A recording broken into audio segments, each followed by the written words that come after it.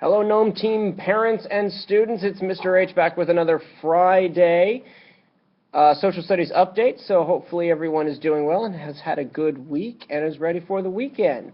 A couple of things about what we have been doing and what we are going to be doing next week. So today was our final day talking about the kind of New World native tribes. We talked about the Aztec, we talked about the Maya, and then today we finished talking about the Inca people. Some students, we worked on an assignment in class today. Some students felt like they didn't feel like they were completely finished with it, and I said, you're welcome to take it home. Normally we don't do homework on the weekends, but this was their choice.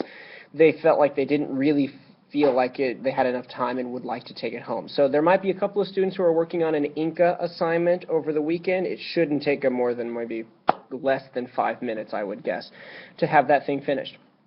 So now that we are finished with the Aztec and the Inca and the Maya and that conversation about coming to the New World, we are going to transition back to the Old World. And so what we are going to talk about starting on Monday is one of our first big civilizations kind of located around a river system, and that, of course, is the Fertile Crescent, or Mesopotamia, sometimes it's called, the land between the Tigris and the Euphrates River. So we'll talk about the Mesopotamians, which is kind of a strange term because that's not what they called themselves. They were the Sumerians.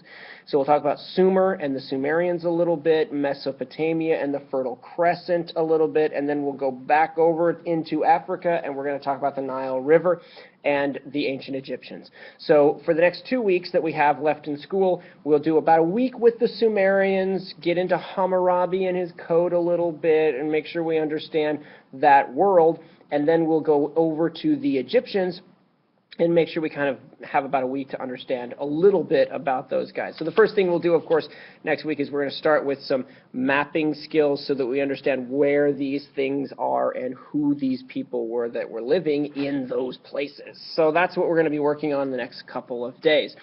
Our stamps for our passports came in. There's a couple of examples right there, Egypt and China, so that's kind of exciting. So another thing we're going to build is our passports. Now that those are there, we'll do a stamp for the Americas, and then we'll move on and get this stamp after we do a quiz at the end of Egypt. I do still need about $20, $25, so if you're willing to or able to throw $1 our way, that would be great. Thank you very much for those of you who can do that.